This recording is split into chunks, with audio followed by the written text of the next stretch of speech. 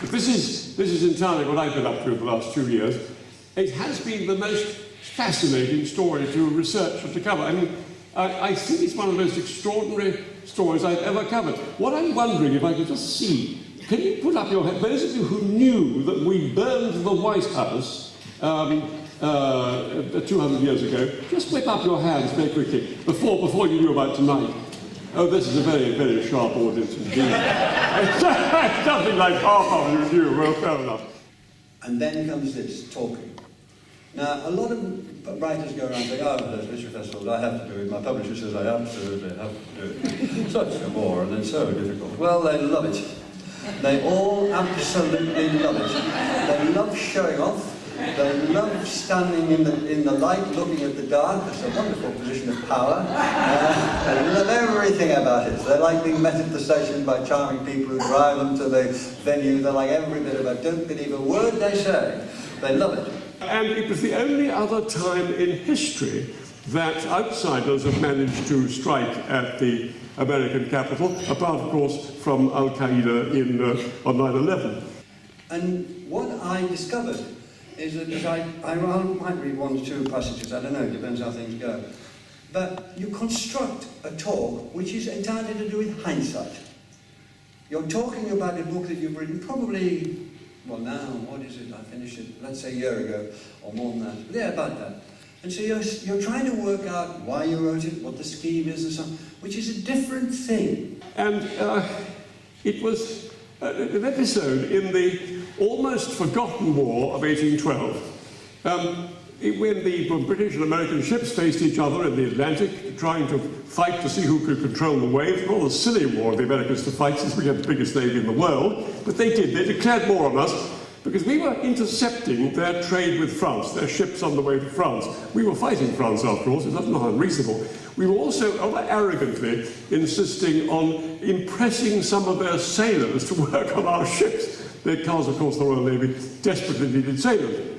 So the Americans couldn't stand this, they were furious, and they declared war on us. I'd started on a self-conscious line of autobiographical fiction in the mid-90s after my father died.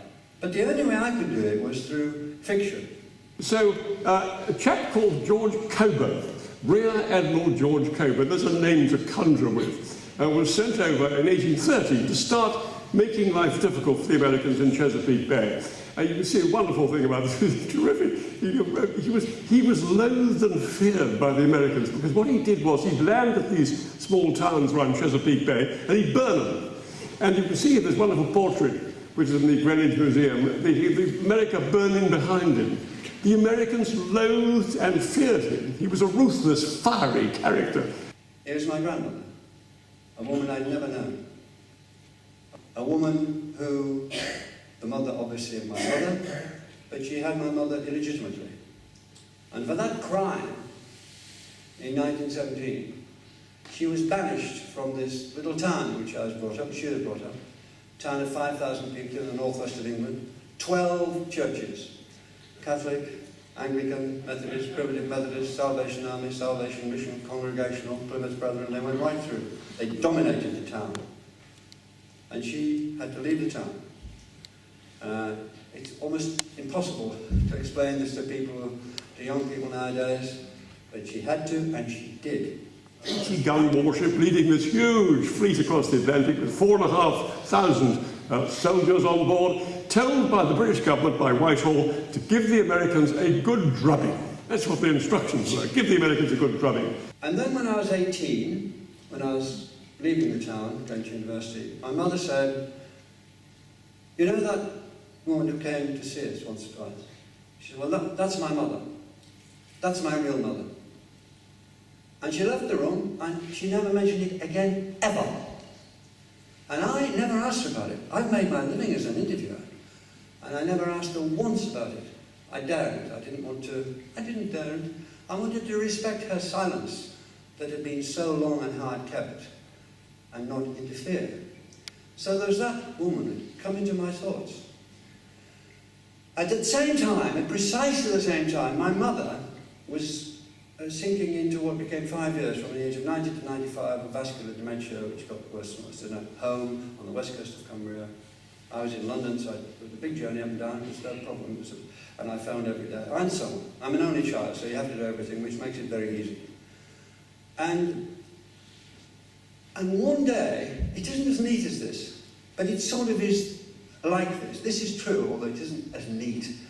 One of the nurses, Eileen, when I rang her, I said, how's she been? She said, she's been very restless. She's asking for her mother. They often do. And I heard myself say, which one? I didn't say it on the phone, meaning the foster mother with whom she was brought up, whom she always called mother, or her real mother, her own mother, biological, I suppose you say nowadays. I prefer real.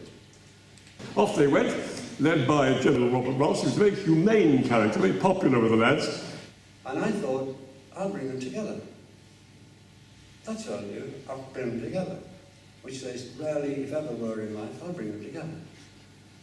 And he was, trouble was that he was desperately obsessed by the problem that his wife, Elizabeth, back in Ross Trevor in Northern Ireland, was missing him desperately. Not surprising, you may say, but she was seriously depressed. I absolutely do not believe that you have to have battles and wars and fantasies and guns and to be dramatic. Here we are in Chesapeake Bay. We arrived now in Chesapeake Bay. The British fleet is anchored down here, something like 50 ships, 4,500 men, and they're about 50 miles from Washington and about 70 miles from Baltimore. And that's autobiographical fiction. You start with, as it were, my mother, with vascular dementia in a bed for 5 years. But by the time it's been gone through the selection process, the misremembering, the organising, the shaping, the trying to make it resonant as to the truth that you're trying to tell, by the time you've done all that, it's over there, and she's a different person. And then, most extraordinary scene. And this, of course, is an artist's impression, but you can imagine the effect that this must have had on Americans, looking at their president's house in flames. Anyway, that's the story. I hope you enjoyed it. It's rather extraordinary. It is, I think, one of the most extraordinary I've ever had to cover in my life. But I'll stop there and see if we have any questions.